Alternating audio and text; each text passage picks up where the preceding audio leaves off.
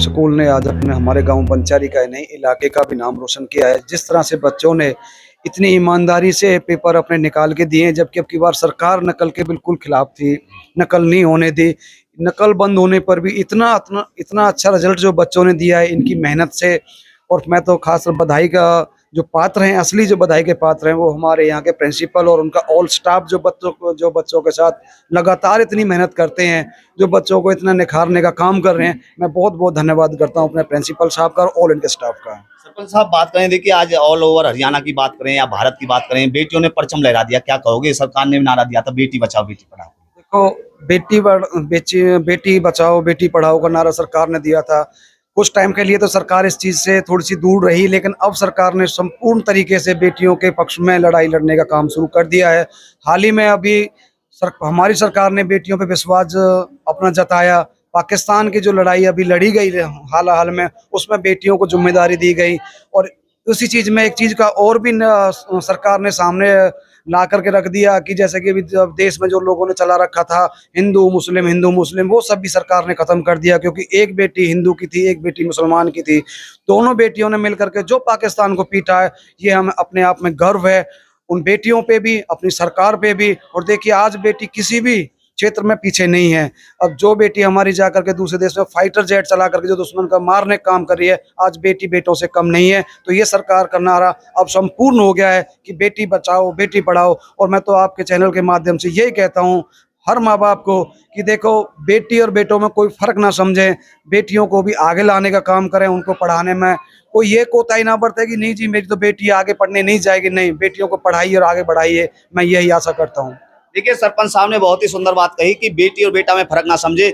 आज जो सरकार ने नारा दिया था बेटी बचाओ बेटी पढ़ाओ को लेकर के, आज वो नारा सफल होता नजर आ रहा है। यदि आज बात करें तो आज जो नारा है वो बेटा बचाओ और बेटा पढ़ाओ का कहीं ना कहीं नारा सरकार को देना चाहिए, क्योंकि आजकल बेटा कहीं ना कहीं पीछे होते नजर आ रहे हैं। क्योंकि पूरे हरियाणा की बात की जाए या पूरे ऑल इंडिया की बात की जाए तो बेटियां सबसे आगे हैं। देखिए सरपंच साहब, कहीं ना कहीं ग्रामीण अंचलों को लेकर के बात कर रहे हैं। कुछ पेरेंट्स ऐसे होते हैं, आज के माहौल को देखते हुए कहीं ना कहीं बेटियों को घर बैठा लेते हैं, उनकी शिक्षा भ्रमित हो जाती है, जल्दी शादी कर देते हैं। उन पेरेंट्सों को क्या संदेश देना चाहोगे? देखो, मैं तो यही संदेश देना चाहूँगा सभी माँ बापों को कि बेटियों के साथ खिलवाड़ ना करें, उन्हें पूरी आज़ादी दें। पढ़ाई के लिए जहाँ कहीं भेजना पड़े बेटी के साथ, अगर अकेले नहीं भेज पाते हो तो उनके साथ अपने जाकर के शिफ्ट हो जाइए। बेटियों को आगे बढ़ाइए, बेटी ही देश का असली भविष्य बेटी है। तो मैं तो ये कहूँगा जितना ध्यान हम बेटियों पे दे रहे हैं, बेटों पे भी दें। क्योंकि बेटियों का, अगर हमारी बेटी जरा सी बाहर निकल रही है तो हम भाग के देखते हैं बेटी कहाँ जा रही है। उसी के साथ साथ बेटे पे भी उसी तरह ध्यान रखें कि हमारा बेटा कर क्या रहा है। तो बेटे भी आगे बढ़ेंगे और वो भी अच्छा पढ़ेंगे भी, और बेटे हमारा रिजल्ट भी देंगे। ऐसा नहीं है कि बेटे किसी चीज़ में पीछे हैं। थोड़ा उनके तरफ ना लापरवाही हो जाती है माँ बाप की। हर माँ बाप सोचता है बेटा ही तो है, कोई बात नहीं, घूम लेगा फिर लेगा। लेकिन नहीं, बेटे पे भी उतनी ही निगाह रखनी चाहिए जितने हम अपने बेटी पर रखते हैं। सरपंच साहब, बात करें आज ग्राम पंचायत बंचारी की तरफ से और आपकी तरफ से बच्चों का उत्साहवर्धन किया, क्या कहोगे?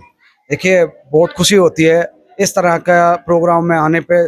जो हमें प्रिंसिपल साहब ने जो हमें बुलाया, खुशी होती है कि अपने बच्चों को देखते हैं कि हमारे बच्चे लगातार मेहनत कर रहे हैं। और इतने छोटे बोलते हैं कि अभी तक शांति निकेतन स्कूल को बहुत छोटा समझा जा रहा था, लेकिन Shanti Niketan public high school ने बड़े बड़े स्कूलों को भी पटकनी दी है।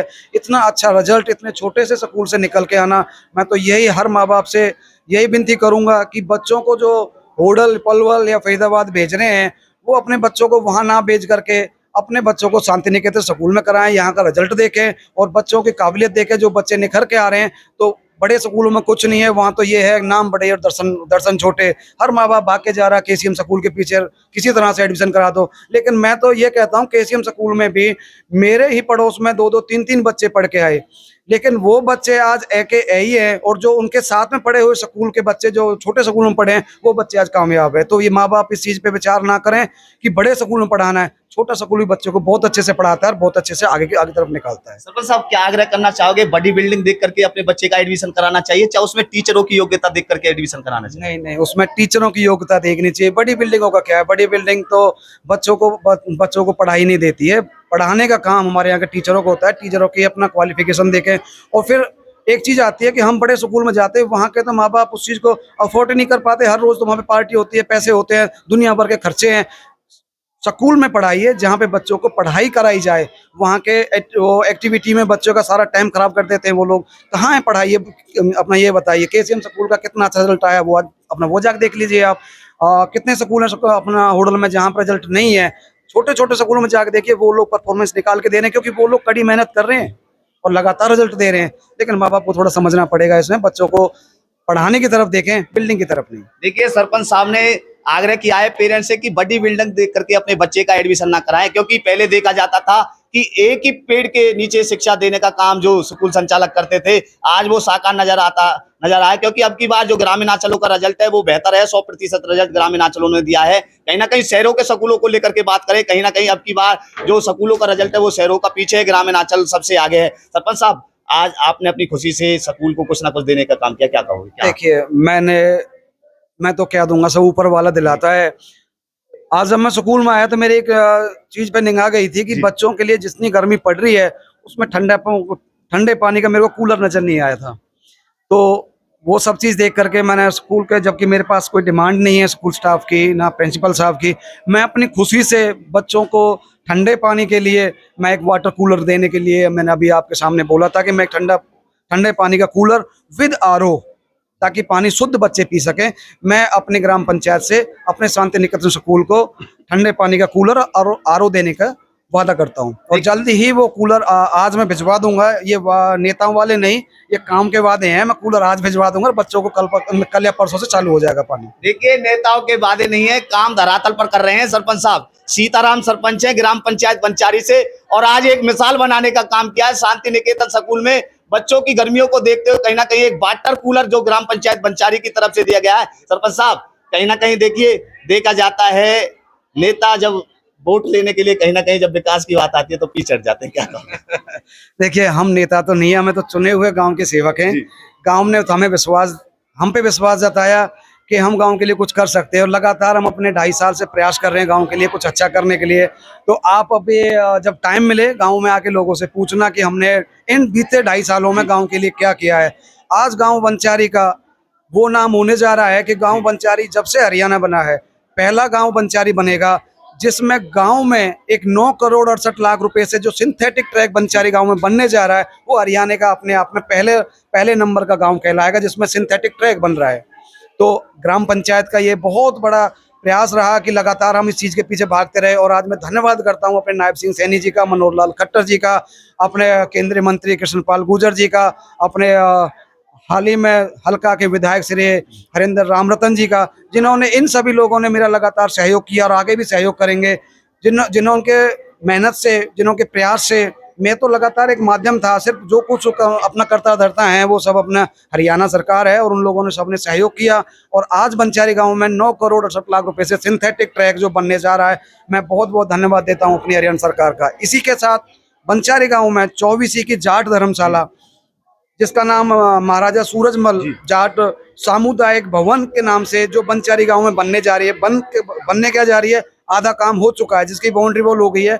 बिल्डिंग भी जल्दी उनकी बन के खड़ी हो जाएगी, और बहुत जल्दी महाराजा सूरजमल की बड़ी 21 फुट पे जाकर के प्रतिमा लगाने का काम ग्राम पंचायत करने जा रही है, जिसका बहुत जल्दी हम मुख्यमंत्री जी से टाइम भी लेंगे, बंचारी गांव में आएंगे और वो उनका उद्घाटन करेंगे। देखिए, 9 करोड़ 68 लाख की बात सरपंच साहब ने की ट्रैक को लेकर के। कहीं ना कहीं हरियाणा की बात की जाए तो ग्राम पंचायत बंचारी नंबर 1 बनने जा रहा है, क्योंकि ब्रिज क्षेत्र से जुड़ा हुआ बंचारी है। यदि बात करें महाराजा सूरजमल को लेकर के, प्रतिमा भी बनाई जा रही है ग्राम पंचायत बामनीखेड़ा में। जल्दी उसका मुख्यमंत्री नायब सिंह सैनी उद्घाटन करने के लिए आएंगे। कहीं ना कहीं सरपंच साहब, क्या खास संदेश देना चाहोगे ग्राम पंचायत बंचारी की तरफ से बंचारी वासियों को, आसपास के क्षेत्रवासियों? देखिए, मैं तो यही कहूँगा, ये जो हम जाते हैं इलेक्शन के टाइम में, हर घर जाकर के वोट मांगने का काम जो नेता लोग करते हैं, वो मैंने भी किया था। लेकिन जिन लोगों ने हम पे विश्वास दे करके, कोई धन दे देगा, पैसा ले लो, कुछ भी ले लो आप, लेकिन वोट बहुत टफ होता है किसी से वोट लेना। और वोट वो दान है जो एक महादान में कहलाता है, और जब आपने किसी से दान लिया है तो उस दान पे आपको खरा उतरने की जिम्मेदारी होती है, वरना बहुत बड़ा पाप भी होता है। अगर आप किसी से वोट ले रहे हो, उसके विश्वास पे आप अगर खरा नहीं उतरोगे तो उसका पाप भी भोगना पड़ेगा। जब मैं सरपंच बना था तो मेरे को लोगों ने ये चीज़ बताई थी कि जो आज तक बंचारी गाँव के सरपंच हुए हैं वो सब बेकार ही गए हैं, लेकिन हमारा एक दृढ़ निश्चय किया हमने कि हम उन बेकारों में अपनी गिनती नहीं कराएंगे। हम आने वाले 5 साल में जब मेरे पूर्ण होंगे तो मैं जिस दाऊ जी मंदिर पे जाकर के मैंने जो धर्म उठाने का काम किया था कि मैं ईमानदारी से काम करूंगा, 5 साल बाद जब दोबारा से इलेक्शन होगा, मैं उसी दाऊ जी महाराज के मंदिर पे वापस जाऊंगा और अपना 5 साल का जो मैंने 5 साल में बंचारी गांव के लिए कार्य किए हैं, मैं गांव के समक्ष रखूंगा और फिर गांव वालों को पूछूंगा क्या ये सरपंच अच्छा था या पीछे बीते हुए वो सरपंच हैं। और आने वाले अगले टाइम में मैं आपके न्यूज़ चैनल से एक चीज़ और आज मैं क्लियर कर दूं कि अगर बस्ती माता फिर चाहेगी तो अगली बार भी हम सब अपना ग्राम पंचायत का इलेक्शन फिर से लड़ेंगे और गांव विकास ऐसे ही करते रहेंगे। सरपंच साहब बात करें और ग्राम पंचायतों की, कहीं ना कहीं इतनी स्थिति खराब है, सरपंच फोन भी नहीं उठाते जनता के, क्या कहोगे उनसे? देखो मैं तो उनसे यही कहूंगा, वो सब मेरे अपना स्टाफ साथी हैं, वो भी सरपंच हैं, लेकिन देखो आपने वोट लिए तो लोगों के फोन भी उठाने चाहिए और लोगों के लिए अपना काम भी करना चाहिए। फोन का तो मसला ऐसा, देखो कहीं अगर कोई सरपंच बैठा है, किसी के पास बैठा तो फोन नहीं उठा पाता, लेकिन फिर भी मैं ये कहूंगा अगर सरपंच इस परिस्थिति में है तो वापस कॉल करे।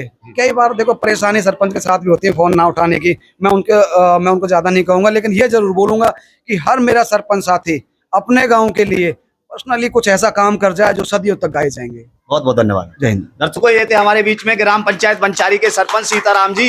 इन्होंने आज शांति पब्लिक स्कूल को एक वाटर कूलर देने का काम किया है गर्मी को देखते हुए, और एक मिसाल बनाने का काम किया है। आगे किस तरीके की प्रतिक्रिया ग्रामीण अंचलों की रहने वाली है, पूरे पलवल जिले की रहने वाली है, वो हर एक प्रतिक्रिया आपको दिखाने का काम करते रहेंगे। आप बने रहे SSNews 5252 के साथ। आप सभी का बहुत बहुत धन्यवाद।